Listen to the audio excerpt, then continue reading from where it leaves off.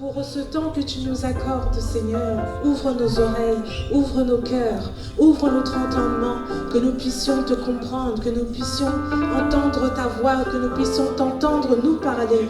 Il est dit dans ta parole que tu parles tantôt d'une manière, tantôt d'une autre. De cette manière où tu veux me parler à travers ta parole, que je puisse la recevoir, Seigneur. Que nous puissions entendre ta voix, recevoir le message que tu as destiné à chacun de nous. Et que cette parole, Seigneur, soit une semence qui mûrit en nous, une semence qui grandit, inondée par les eaux du Saint-Esprit, et qui produise le fruit que tu as préparé pour chacun de nous, pour la gloire de ton saint nom. Merci de bénir le serviteur que tu as désigné pour cette parole. Merci, Seigneur, de bénir chacun de nous, que nous soyons des auditeurs attentifs, Seigneur, ô Dieu, à chaque mot qui sera prononcé en ce temps, au nom de Jésus-Christ de Nazareth. Et nous acclamons le Seigneur en disant Amen.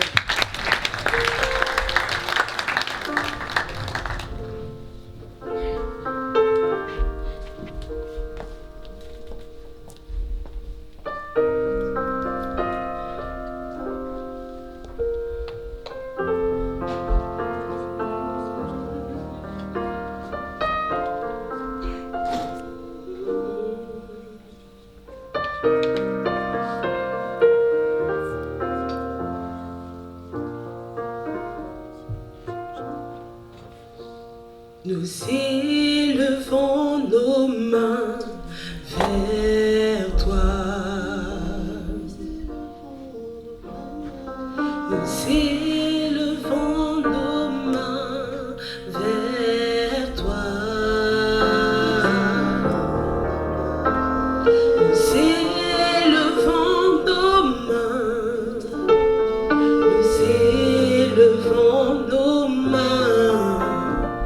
Nous élevons nos mains. Nous élevons nos mains vers toi. Nous élevons nos mains et élevons nos mains vers toi. Nous élevons nos mains vers toi. Nous élevons nos mains vers toi. Oui, nous élevons.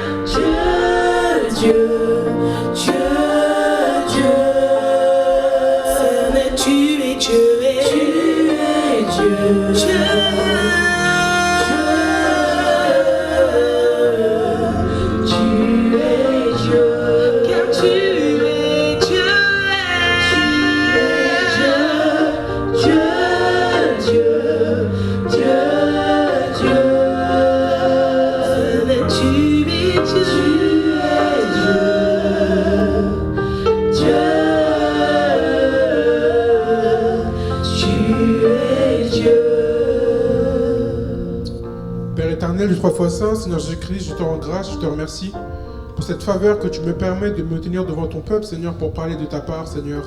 Remplis ma bouche, remplis mon esprit de toi, Seigneur Jésus-Christ. Fais taire ma chair, Seigneur. Permets-moi de dire tout simplement ce que tu attends, ce que tu as prévu et pas plus, Seigneur. Merci pour tout ce que tu fais, Seigneur. Donne-moi les capacités nécessaires, donne-moi l'intelligence, le raisonnement nécessaire pour retranscrire, Seigneur, cette parole que tu m'as permis de préparer. Seigneur, dispose le cœur de mes frères et sœurs ici présents, Seigneur Jésus-Christ, pour qu'ils puissent capter l'ensemble du message, Seigneur Jésus-Christ, et qu'ils puissent rentrer chez eux avec tout sans rien manquer. Encore merci pour cette occasion que tu fais, que ton nom soit élevé aujourd'hui et à jamais. Au nom de Jésus, nous avons prié, nous avons Amen. Amen, amen. Amen. Amen.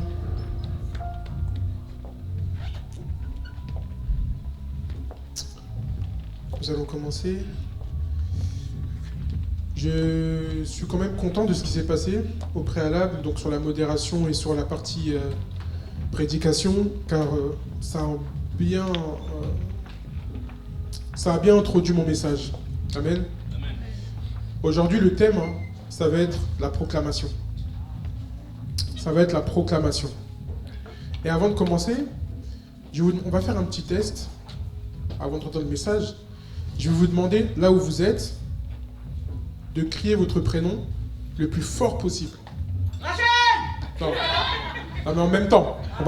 On va le faire en même temps. Ça va aussi un peu nous dynamiser. Donc, vous allez crier votre prénom le plus fort possible. 3, 2, 1. J'ai rien entendu. Est-ce qu'on va recommencer? Votre prénom le plus fort possible. 3, 2, 1. Ouais, j'entends pas très bien. Dernière fois, mais vraiment le plus fort possible. 3, 2, 1. J'entends rien. Je vous promets, j'entends rien. En fait, j'entends pas un prénom qui sort du lot, en fait. Vous criez pas assez fort. Et on va y revenir juste après, vous allez crier un peu plus fort. Et donc la semaine dernière, la sœur Solange nous a parlé effectivement de la vision, de où tu regardes, c'est là où tu vas. Ce qui a de l'importance pour toi et que tu le fixes par le regard, forcément tu vas entre guillemets, le matérialiser et tu vas te diriger vers cette chose-là. Et je remercie la sœur Solange, parce que je pense que ce fait d'être attiré par une chose que nous regardons, ça peut être aussi dupliqué sur l'ensemble de nos sens. Ce que tu vas voir, ce que tu vas sentir, ce que tu vas toucher, ce que tu vas entendre, forcément ça va un peu te diriger. Et aussi, la chose la plus importante, je pense, ce que tu vas penser dans ta tête, ça je pense que c'est au-delà de tes sens. Ce que tu vas penser dans ta tête, tu vas aussi t'en diriger en fait. La Bible est claire, ça nous dit, faut faire attention à nos pensées. La parole ne fait pas de distinction entre ce que tu penses et ce que tu dis. Amen. Parce qu'en fait, la pensée, c'est la base de la parole. Amen. La pensée, c'est la base de la parole. Et il y a une chose qui matérialise nos pensées, c'est dès lors qu'on parle, on proclame, on dit en fait ce qui nous est passé par la tête. Je sais pas, tu as une idée d'une maison, et dès lors que tu commences à dire cette chose, je veux une maison, je veux une voiture, je veux un travail, forcément, tu proclames cette chose et tu la ramènes à l'existence. Amen. Et donc, c'est ce que je me suis noté, les mots qui sortent de notre bouche ont une puissance créatrice, c'est-à-dire une puissance de réalisation. Pour dire ça, je m'appuie sur effectivement la parole de Dieu qui nous dit, Dieu a créé le monde par sa parole et Dieu nous a créés à son image. Donc à plus forte raison, ce que tu vas dire va se manifester. Tu es une identité divine. Donc si Dieu a fait par la parole, toi tu peux faire par la parole. Amen. Amen. Amen. Et donc, pour un peu justifier mon propos, on va commencer par 2 versets qui sont très très simples, que tout le monde connaît, mais je dois quand même passer par là pour installer les fondations. Amen. Amen. Donc le premier verset qu'on va voir, c'est simple, c'est le tout premier verset de la Bible, dans Genèse 1, verset 1. Et on va préparer aussi en parallèle Jean 1, verset 1. Est-ce qu'on peut se lever pour les 2 premières lectures, s'il vous plaît ?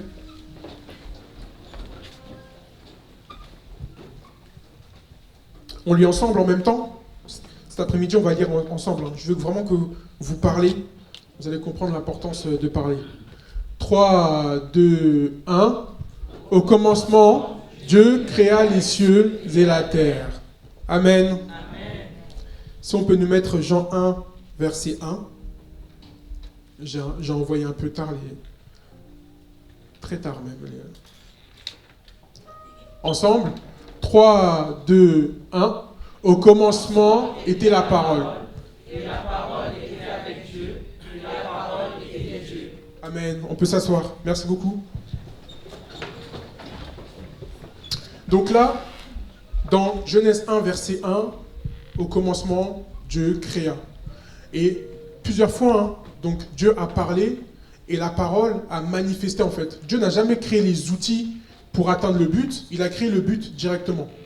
Donc Dieu n'a jamais eu l'idée de créer le tournevis ou les éléments nécessaires, la molécule H2O qui va mélanger avec ci et faire ça pour donner l'eau et la terre. Non, Dieu a dit et les choses ont apparu. Amen. Et dans Jean 1, verset 1, au commencement était la parole était avec Dieu, la parole était Dieu. Donc si on comprend bien, la parole qu'on nous parle dans Jean 1, verset 1, c'est la parole même qui a créé effectivement la terre, les cieux et compagnie. Amen.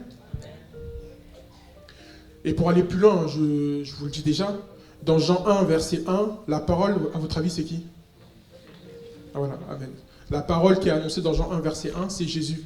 Donc, ce qui veut dire, Jésus était là aussi au commencement.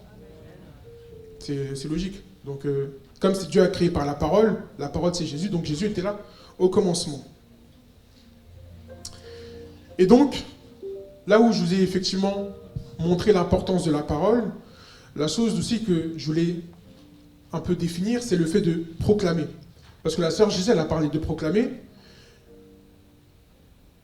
Lors du témoignage, on a aussi parlé de la proclamation. Et qu'est-ce que ça veut dire réellement proclamer? C'est quoi proclamer? Parce que pour moi, proclamer, je vous le dis de ma connaissance à moi, je pensais que ça voulait dire annoncer, parler d'une chose.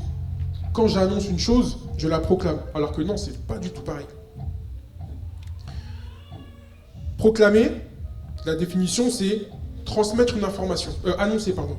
Annoncer, c'est transmettre une information. Donc aujourd'hui, il fait tant de degrés, on est dimanche 22 mars, là je vous fais des annonces.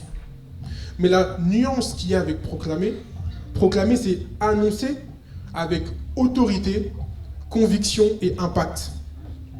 Amen. C'est là la nuance. Donc tu ne parles plus d'une information, mais cette information-là, tu la délivres avec un packaging différent. Ce qui fait que quand tu vas proclamer la chose, elle va avoir un impact différent que quand tu annonces. Amen. Donc ça, tout à l'heure, je vous ai dit, quand vous dites votre prénom, vous dites tout doucement. Annoncer, c'est, voilà, maman Jenny, on est telle date, qu'est-ce que tu fais après? Mais proclamer, c'est quand tu viens avec un impact dans tes paroles. Tu viens avec une puissance dans tes paroles. Tu viens avec une conviction dans tes paroles. En fait, et ça, c'est la différence.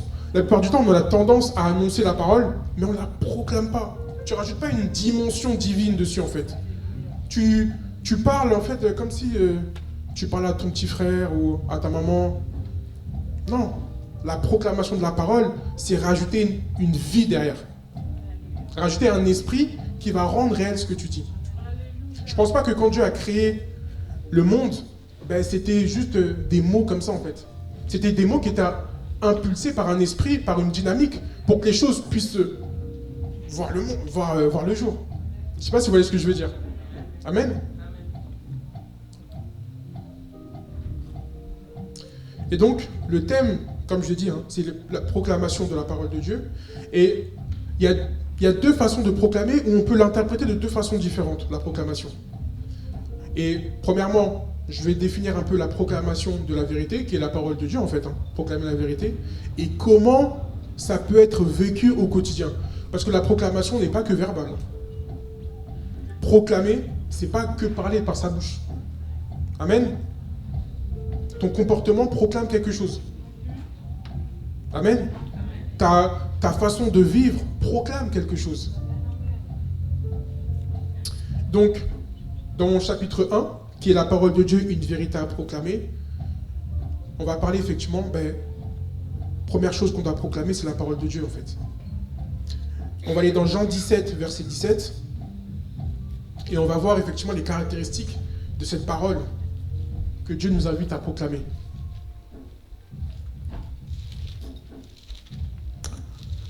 J'aurais bien voulu, excusez-moi, hein, si vous pouvez mettre le verset 16, en fait de 16 à 18, comme ça on va voir un peu les éléments du contexte.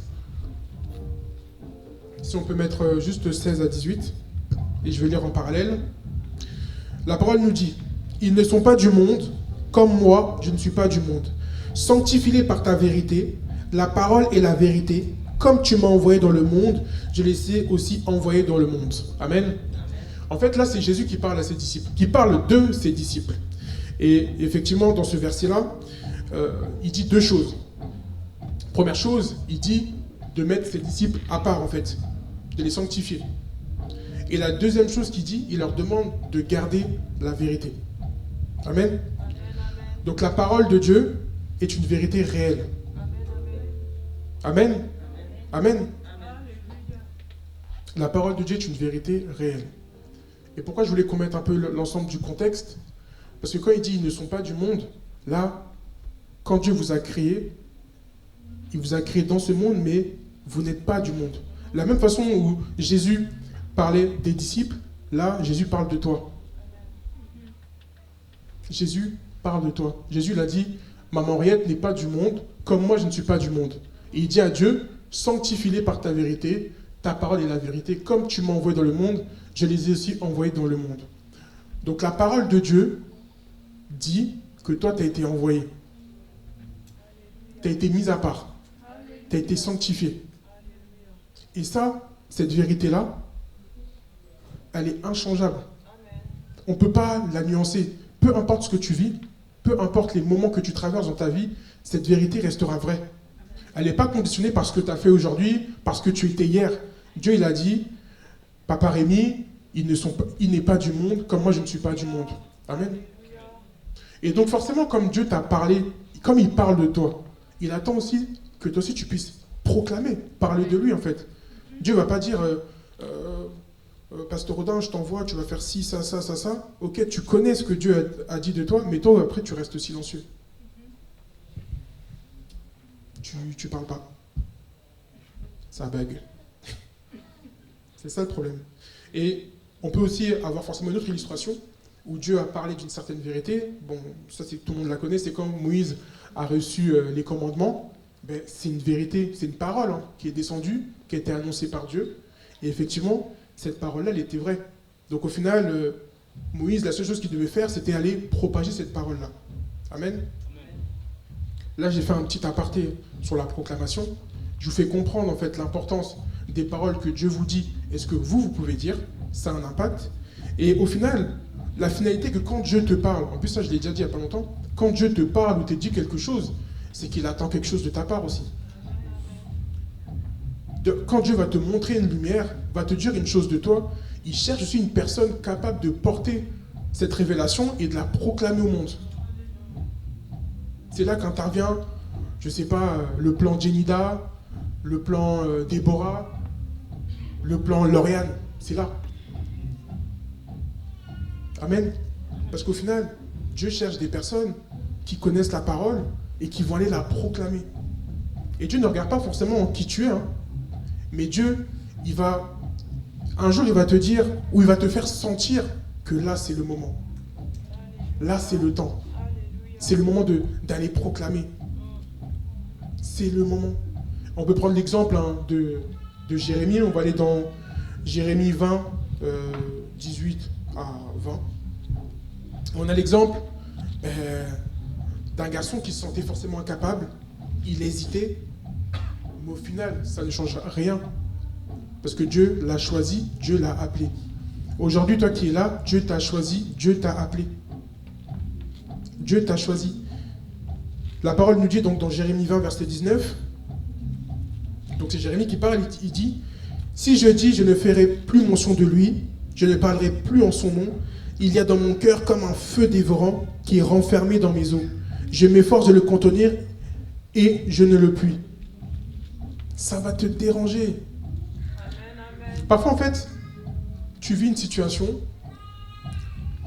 tu penses quand tu réfléchis par toi-même, je sais pas, tu vas changer de travail, tu vas gagner plus d'argent, ou je sais pas, tu vas résoudre guillemets ce problème, ou tu vas penser le résoudre. En fait, ton problème n'est pas lié à forcément où tu es, mais il est lié à qui tu es réellement. Et la plupart du temps, nous les chrétiens, on est insatisfaits parce qu'au final, notre ADN, ton corps est né pour faire une chose bien précise. Ton intelligence, ta façon dont tu es fait pour répondre à une interrogation. Et c'est là, quand parfois il y a un stop dans ta vie, c'est que Dieu te ramène. J'ai bien aimé le témoignage du frère Ryan, parce que Dieu c'est comme ça, il te ramène. Il te ramène parce que tu dois aller proclamer sa parole. Amen. Amen.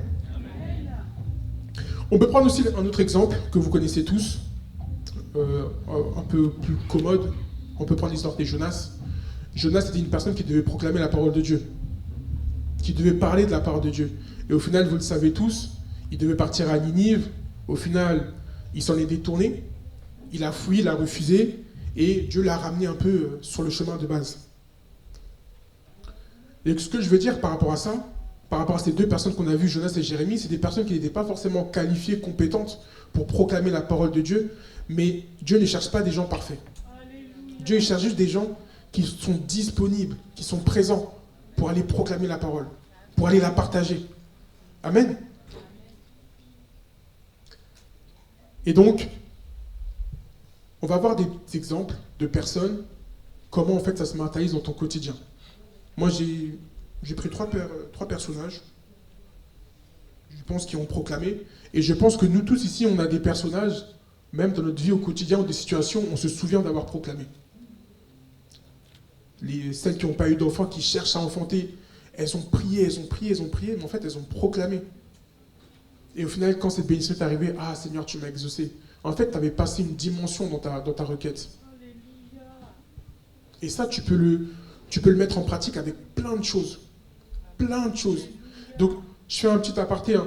Toi qui es dans une situation ou une interrogation, tu ne sais pas en fait quelle va être la finalité, je pense que c'est le bon moment où tu peux dire à Dieu, Seigneur, voilà, là je suis là, qu'est-ce que tu veux que je fasse? Qu'est-ce que je dois proclamer en fait? Parce que là, ce temps de pause, ce temps d'interrogation, c'est quoi la finalité? Parce qu'en fait, on dit que tu es un papa responsable, tu n'es pas sadique, tu n'es pas... Non, tu veux en fait quelque chose de moi, mais c'est quoi? Amen.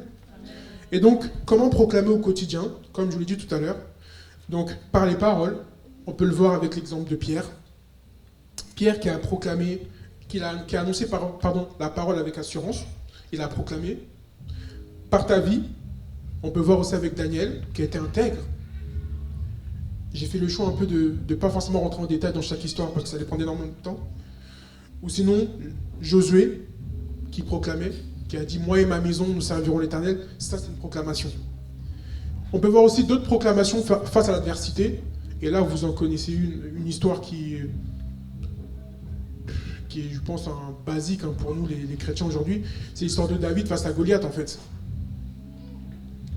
David face à Goliath, Goliath a proclamé sa parole. Et j'aime bien cette histoire parce que le diable, il proclame. Le diable, il ne va pas seulement te museler. Il va te museler, mais lui aussi, il va proclamer pour ta vie. Et Goliath, c'était ça. Hein. Goliath, déjà, il avait une carrure, il avait un gabarit. Il avait un gabarit qui avait déjà, effectivement, intimidé, le peuple d'Israël, en fait. Ils disaient, mais dans ces Philistins, ils ont des gens, là, on va se taper, là. On va se battre avec eux. J'imagine, mais il y a Goliath en plus là-bas. Ah ouais. C'est comme le grand du quartier, on sait, lui, là, quand on l'appelle, c'est mort. Ah, lui, il est là. Ah, c'est chaud. Mais c'était pareil, ils étaient intimidés. Il avait encore rien fait, mais juste, il avait une carrure. Il proclamait, il annonçait un message de terreur. Avant même de rentrer dans le combat, ils avaient déjà peur. Et qu'est-ce qu'a fait David? David, il s'est tenu face à ce Goliath et il a dit, mais quels les États circoncis? Il n'a pas dit comme ça. Il a pris vraiment... je pense que ça, c'est que Dieu, en fait. Parce que avoir une assurance et parler à un problème ou à un combat... Donc j'aimerais quand même qu'on lise cette histoire avant de passer donc, dans 1 Samuel 17, versets 40 à 50. Et c'est là, on va revenir sur l'importance aussi du ton que tu as quand tu proclames, quand tu parles en fait. C'est important. Parce que je pense ici, on est tous des David. Hein. Il n'y a personne qui est plus nul que David ici. Hein. Lui, il a tué des gens, il a pris la femme des gens. Nous, on n'a même pas fait tout ça. Hein. Mais, donc on peut faire nous aussi. Donc j'ai lu la parole de Dieu. 1 Samuel 17, verset 40. Il prit en main son bâton, choisit dans le torrent 5 pierres polies et les mit dans sa gibecière de berger et dans sa poche. Puis, sa fronde à la main, il s'avança contre le Philistin. Le Philistin s'approcha peu à peu de David et l'homme qui portait son bouclier marchait devant lui. Si on peut continuer. Le Philistin regarda et lorsqu'il aperçut David, il le méprisa. Il ne voyait en lui qu'un enfant blond et d'une belle figure. Le Philistin dit à David, « Suis un chien pour que tu viennes à moi avec des bâtons. » Donc là, il proclame. Et après l'avoir maudit par ses dieux, il ajouta, « Viens vers moi et je donnerai ta chair aux oiseaux du ciel et aux bêtes de champ. » C'est de la proclamation. David dit aux Philistins, « Tu marches contre moi avec l'épée, ta lance et le javelot, et moi je marche contre toi au nom de l'Éternel des armées, du Dieu de l'armée d'Israël que tu as insulté. » On va s'arrêter là pour le moment. Et je pense qu'on ne va même pas lire la suite, hein, parce que la suite vous la connaissez tous. Mais c'est là où David il a commencé à proclamer. Je pense que quand il s'est retrouvé face à son problème, il a dû prendre la dimension qui était au niveau de Goliath en fait.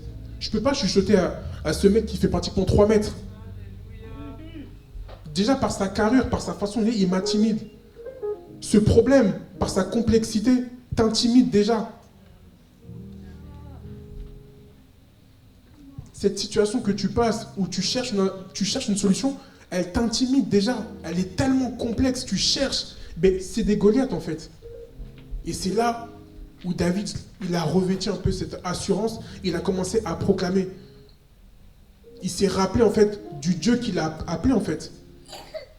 Comme on l'a dit tout à l'heure, quand on a lu le premier verset. On est du monde, mais on a été mis à part.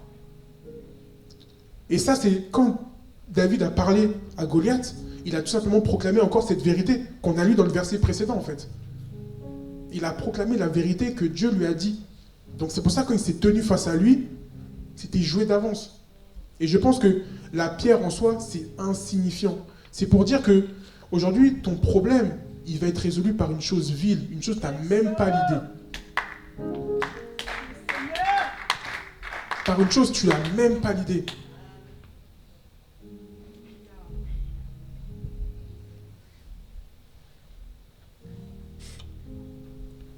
Donc, proclamer, ce n'est pas ignorer le problème, c'est déclarer une vérité plus grande que le problème. Et donc,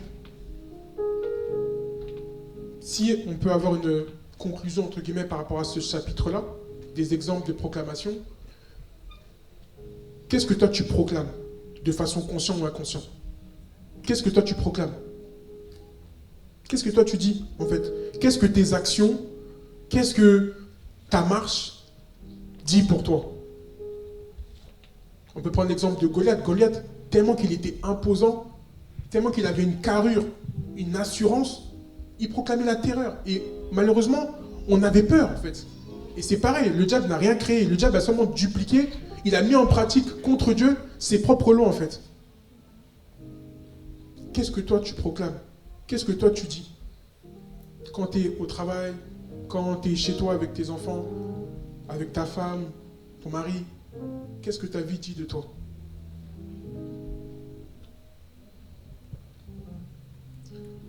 Dans mon 4e point, que j'ai appelé « Pourquoi proclamer ?», je pense que le monde a besoin, et je reprends un peu ce qu'a dit le frère Ryan, le monde a besoin de personnes qui, dans leur environnement, vont proclamer la parole de Dieu. Parce qu'en fait, quand tu proclames la parole de Dieu, tu vas instaurer une certaine atmosphère autour de toi. Tu vas instaurer quelque chose. En fait, on va voir en toi une chose qui n'est pas commode. Et les gens vont penser te faire du bien en disant frère Ryan, je te donne, je t'octroie entre guillemets cette paye du McDo dans ton salaire. Et ça, c'est l'idiotie des hommes. Et la personne qui te dit ça, elle te dit ça en mode je te fais du bien, voilà. Je te fais du bien, voilà. Mais en fait, non. Tu es juste un instrument que Dieu a utilisé, en fait. Tu es juste un instrument. Je me souviens, je m'étais retrouvé face à une de mes responsables, et parce que c'était pour changer de poste. Elle me parlait trop comme si c'est grâce à elle, en fait. Tu vois, t'as demandé, non, t'as écouté. Voilà, on va te donner ci, ça, ça. En plus, comment ils prennent les responsables, vous voyez comment ils prennent de haut un peu. Donc voilà, on va te donner ça. Mais moi, dans ma tête, je me disais, mais en fait, t'as pas compris. Toi, tu penses que c'est toi qui décides, mais tu décides rien du tout. Parce que quand moi, je suis chez moi, là, quand je prie, là, tu crois que c'est toi qui décides? C'est bon. Je rigole. Mais oui, c'est clairement. C'est ça. Et donc, c'est pour ça que la vérité de Dieu doit être vraiment proclamée. Elle instaure une paix, elle donne du sens. Et aussi, elle présente un peu Jésus-Christ, en fait.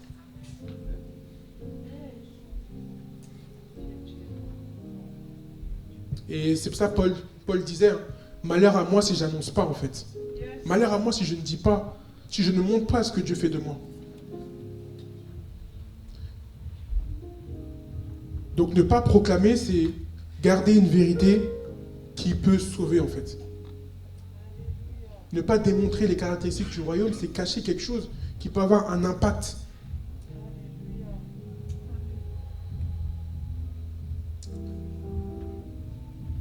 On va voir aussi la puissance de la proclamation.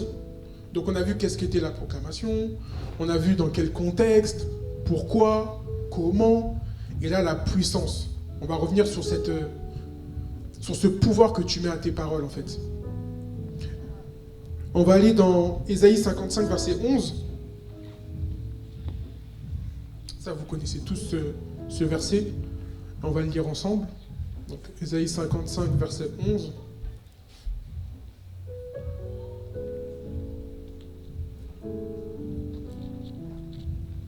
Bon, je lis la parole en attendant. Ainsi en est-il de ma parole qui sort de ma bouche, elle ne retourne point à moi sans effet, sans avoir exécuté ma volonté et accompli mes desseins. Et donc, quand tu proclames avec puissance, et c'est là aussi une des nuances avec annoncer, dans la proclamation, tu peux dire une chose, mais la finalité n'est pas forcément toi qui vas la réaliser. Quand tu proclames une chose, c'est Dieu qui agit en direct. La proclamation et la différence avec annoncer, quand tu proclames avec cet esprit supérieur, tu cherches vraiment que Dieu agisse dans ton problème directement. Et c'est pour ça que je vous dis, quand vous proclamez ou quand vous parlez, il faut y aller, en fait. Il faut vraiment aller. Parce que tu ne t'adresses pas à ton problème, tu parles à Dieu. Tu ne t'adresses pas à la situation, tu parles à Dieu en direct. Tu parles à Dieu en direct. Quand Ézéchiel, il a parlé effectivement aux eaux, ils ont repris vie, en fait. Il a proclamé, et ça, c'est des choses que seul Dieu peut faire. Hein. C'est pas tes mots, c'est pas ton mindset, non. C'est Dieu qui agit en direct. Et donc l'importance de proclamer avec puissance, c'est de dire à Dieu, Seigneur, je m'attends qu'à toi. Il n'y a que toi qui peux agir, donc c'est toi dans cette situation, c'est toi, mets ta main.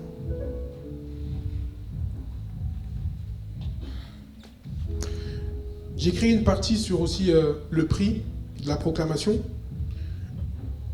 mais je ne pense pas que c'est nécessaire d'en parler, parce que bon, on peut survoler ça rapidement, mais aujourd'hui, proclamer forcément, toutes les personnes dans la Bible qui ont un impact et qui ont vraiment proclamé la parole de Dieu avec puissance, ils ont eu une certaine finalité commune.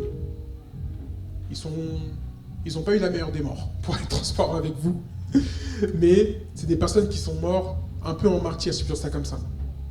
Mis à part, il y en a un qui a été repris, mais sinon, la plupart, comme Jean-Baptiste ou Étienne, c'est des personnes qui ont proclamé avec puissance, mais malheureusement, ils ont été exécutés. Mais ce qui veut dire aussi que la proclamation, elle a un prix. Elle a un prix. Elle a un prix, punaise. Et ce prix, c'est ta vie. Amen. Parce qu'au final, Étienne et Jean-Baptiste, ils sont morts. Mais Jésus qui dit, celui qui perd sa vie pour la mienne, en fait, la gagne. Donc au final, ils sont morts physiquement parlant, mais en esprit, ils sont vivants, en fait. Ils ont gagné leur éternité. Donc le prix de proclamer, d'avoir cette puissance-là, forcément, ça va te demander de toi de mourir. Ou la finalité, ça va être, faut que tu meurs. Quand tu meurs, je ne dis pas de mourir physiquement, mais il faut que toi, ta nature humaine, la personne que tu es, il faut que Xavier humain il puisse mourir. Parce qu'on ne peut pas être en cohabitation sinon. La proclamation aussi, ça demande un cœur. Un cœur qui, quand il proclame, qui dit la vérité, qui actionne la grâce aussi. Quand tu parles, quand tu proclames des choses de la part de Dieu, ben si tu n'as pas l'amour, forcément tu vas blesser. Sans vérité, tu vas tromper.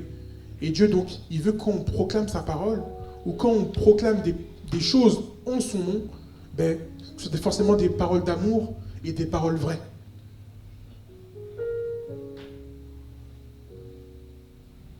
Donc,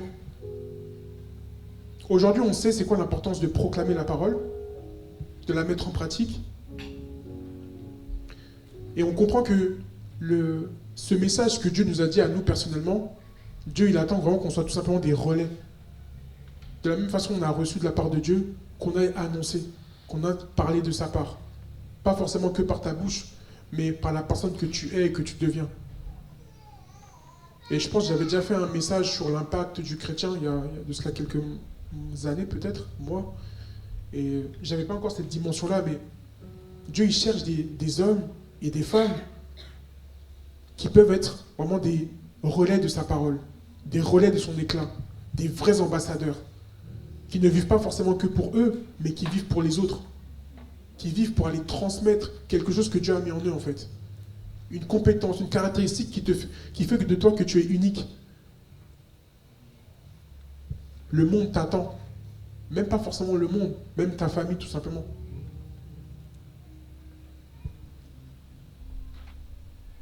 Donc ce que je me suis noté, c'est que Dieu cherche des hommes, des femmes, prêts à parler, prêts à vivre, prêts à se lever en fait.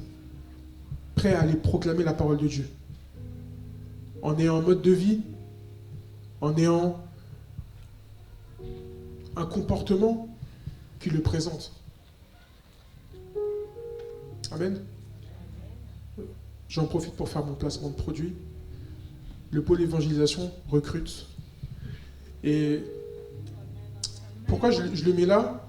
Parce qu'on ne s'en rend pas compte que lorsque je préparais un peu certains cours pour l'évangélisation, je me suis rendu compte qu'au final, c'est bien de faire des événements, de aller à la gare, aller dans le train. C'est très bien. Mais je vois déjà que dans ta sphère d'influence, les personnes qui t'entourent, ils regardent qui tu es déjà. Et tu évangélises sans même faire exprès en fait. Par ton comportement, tu évangélises. Et je crois que c'est quand on était au deuil des pandas, je sais pas, il y a l'autre, je crois qu'on était sur la fin, et je sais pas qui disait « Ah, pasteur, t'as bien prêché, c'était bien. » Je sais plus, hein, je sais pas si c'était Nomi ou bon, bref. Et effectivement, le pasteur a fait entre guillemets la promotion de l'évangile.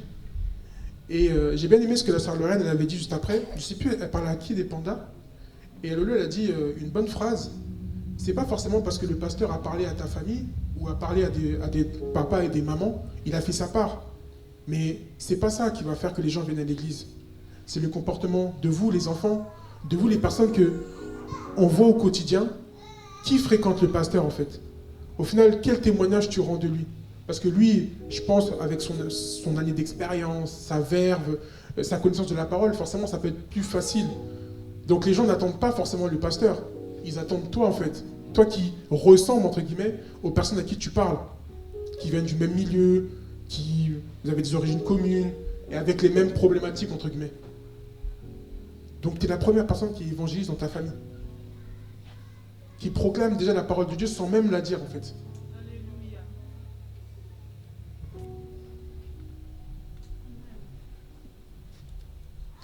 Et donc, ce que je me suis noté en conclusion, le monde n'a pas seulement besoin d'entendre parler de Dieu, il a besoin de voir des personnes qui osent le proclamer.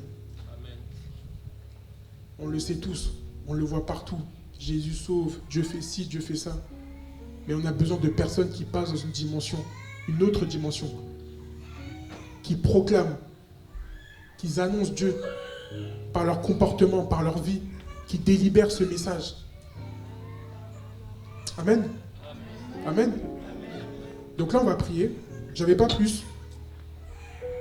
Je dis toujours à Dieu, pas plus, pas moins. Et on va un peu mettre en pratique cette proclamation.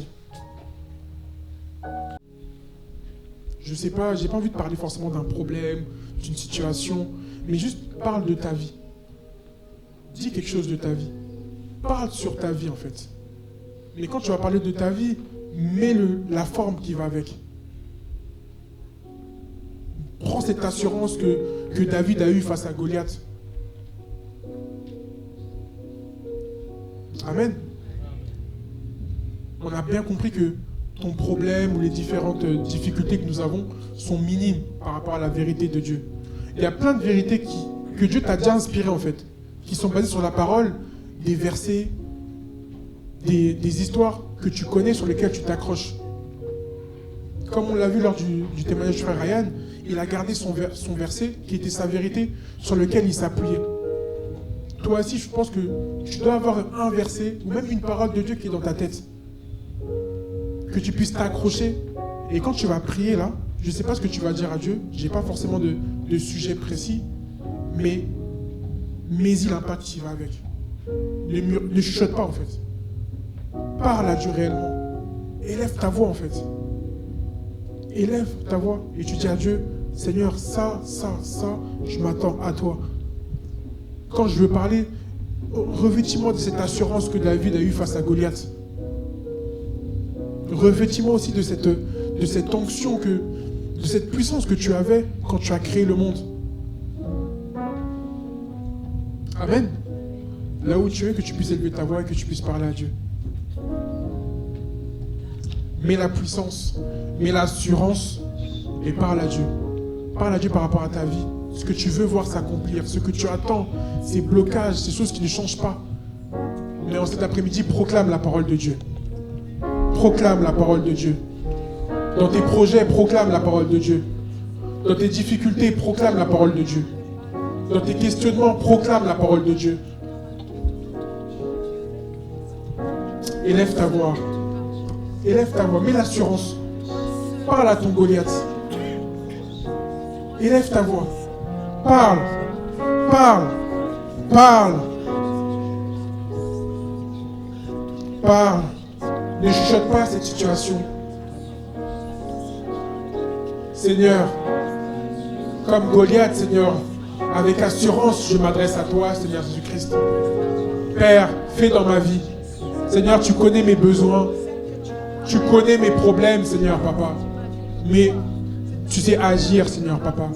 Nous proclamons ta parole, Seigneur. C'est sur la parole que nous disons, Seigneur, Papa, que nous nous appuyons. C'est sur ta vérité, Seigneur. Tu as dit, Seigneur, tu as dit, et tu nous appelles, Seigneur. Seigneur, je veux te suivre, je veux marcher avec toi. Je veux être. Parle à ton Dieu. Élève ta voix. Ne chuchote pas. Élève ta voix. Mets la puissance nécessaire. Mets cette onction nécessaire. Mets cette dimension supérieure. Élève ta voix. Parle à ton Dieu. Parle à ton Dieu. Parle à ton Dieu. Parle à cette situation. Parle à cette situation. Seigneur, de même que David, Seigneur, je prends cette pierre informe, sans sens, vile, Seigneur, Papa.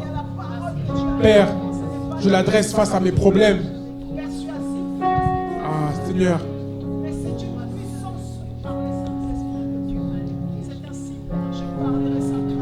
Seigneur, aide-moi à influencer, à proclamer, Seigneur, à clamer, Père, Papa, Seigneur, ta fidélité, ta bonté, ton amour, Seigneur Jésus-Christ.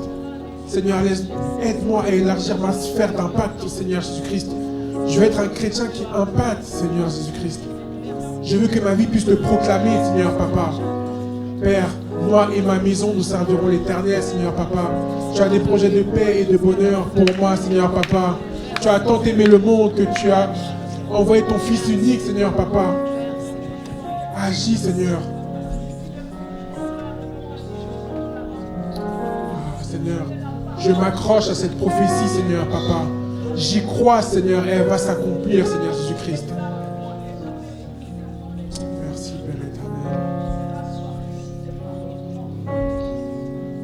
Amen, amen, amen. Qu'on puisse demander à Dieu qu'il puisse vraiment nous travailler, nous façonner, pour que nous aussi nous puissions aller parler de sa part. Parler de sa part. Que Dieu puisse nous aider, que Dieu puisse nous équiper, que Dieu puisse nous façonner pour que nous puissions vraiment être un relais de sa lumière. Amen. Que là où tu es, si tu sais que tu as des freins qui t'empêchent forcément de parler de Dieu ou de démontrer que le Dieu que tu sers, si c'est la timidité, si c'est la crainte, je ne sais pas ce que c'est, demande à Dieu vraiment de t'enlever ce poids en fait, de t'enlever ces choses qui t'empêchent vraiment de marcher avec lui. Amen. Élève ta voix et prie. Ne chuchote pas, élève ta voix. Élève ta voix. Seigneur Papa, enlève de moi, Père Papa, cette timidité, Seigneur Papa, qui m'empêche de te proclamer, Seigneur. Enlève de moi, Seigneur Papa, ces fardeaux, Seigneur, ces combats intérieurs, Seigneur Jésus-Christ, qui m'empêchent de vivre, Père Papa, pleinement ma foi en toi, Seigneur. Enlève de moi, Seigneur Papa, toutes ces craintes, Seigneur Papa, toutes ces a priori que je peux avoir, Seigneur Papa, qui m'empêchent de proclamer clairement ta parole, de la vivre, Seigneur, au quotidien, Seigneur Papa. Oh, Seigneur, aide-moi à ne plus avoir, Seigneur Papa, le regard des gens, Seigneur. Aide-moi, Seigneur, à ne pas regarder aux gens. Aide-moi à ne pas regarder, Seigneur Papa, à ce qui m'entoure, Seigneur. Aide-moi à être concentré sur toi seul, Seigneur. Tu nous as rappelé l'importance de regarder qu'à toi, Seigneur. Et nous voulons regarder qu'à toi, Seigneur. Je ne veux pas, Seigneur, être conduit, Seigneur, Papa, par mes sentiments, mes émotions, Seigneur. Mais je veux tout simplement proclamer ce que tu attends de moi. Faire ce que tu attends de moi, Seigneur Jésus-Christ, Papa. En tout temps, malgré les obstacles, Seigneur, Papa. Malgré, Seigneur, Papa, les choses qui peuvent se heurter à moi, Seigneur. Enlève toutes ces choses, Seigneur. Enlève la timidité. Enlève la peur, Seigneur. Et revêtis-moi de cette assurance, Seigneur, Papa. Enlève de moi toutes ces choses, Seigneur, qui m'empêchent pleinement de marcher pour toi, Seigneur. Équipe-moi, Seigneur, au nom de Jésus. Amen, amen, amen. Que tu puisses vraiment, encore une fois, demander à Dieu de t'équiper, de vraiment te vêtir, de te donner les caractères nécessaires et indispensables pour que tu puisses être un chrétien qui impacte, un chrétien qui influence, un chrétien qui proclame. Je ne sais pas ce que tu as besoin, mais demande à Dieu tout simplement de t'équiper, de mettre en toi les choses nécessaires qui vont te permettre de grandir, de croître et d'impacter. Amen. Élève ta voix, prions. Prions ensemble, s'il vous plaît. Prions ensemble. Demande à Dieu. Demande à Dieu. Demande à Dieu de te mettre cette onction particulière, ce vêtement, de rajouter, de te mettre une dimension, de t'amener vraiment dans une dimension supérieure, Seigneur. Père, revêtis-moi, Seigneur, Papa, des vêtements nécessaires, Papa, qui vont me permettre d'aller proclamer clairement ta parole, Seigneur Jésus-Christ. Seigneur, je veux parler de ta part. Seigneur, équipe-moi. Équipe-moi, Seigneur. Papa, mets ta main, Seigneur. Mets ta main, équipe-moi, Seigneur Jésus-Christ. Papa, réponds à cette soif que j'ai en moi, Seigneur. Réponds, Seigneur, à ce désir que j'ai en moi, Seigneur, Papa. Papa, aide-moi. Manifeste-toi puissamment. Et charisme, Seigneur, pour annoncer l'évangile avec puissance et autorité au nom de Jésus. Merci, Père. Seigneur Jésus-Christ, je te rends grâce et je te remercie, Père, Papa, car tu m'as encore surpris, Seigneur. Tu m'as utilisé au-delà, Seigneur, Papa, de mes espérances et je te remercie pour cela. Père, que ton nom soit élevé aujourd'hui et à jamais, Seigneur Jésus-Christ. Père, aujourd'hui, nous prenons cette décision, Père, de proclamer ton nom, Seigneur. De proclamer le Dieu que nous servons, Seigneur Papa, à travers notre vie, à travers nos choix, à travers nos langages, Seigneur, ou même les mots que nous ne prononçons pas, Seigneur Papa. Nous voulons tout simplement clamer notre appartenance à qui tu es, Jésus, Père. Merci pour tout ce que tu fais et que tu feras, Seigneur, Papa. Nous voulons vraiment, encore une fois, Seigneur, proclamer ton saint nom, proclamer ton amour, ta bonté, tout ce que tu es et tout ce que tu fais, Seigneur Jésus-Christ. Que la gloire te revienne au siècle des siècles.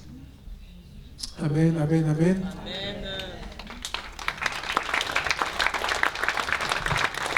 J'aimerais qu'on fasse une dernière chose avant de clôturer.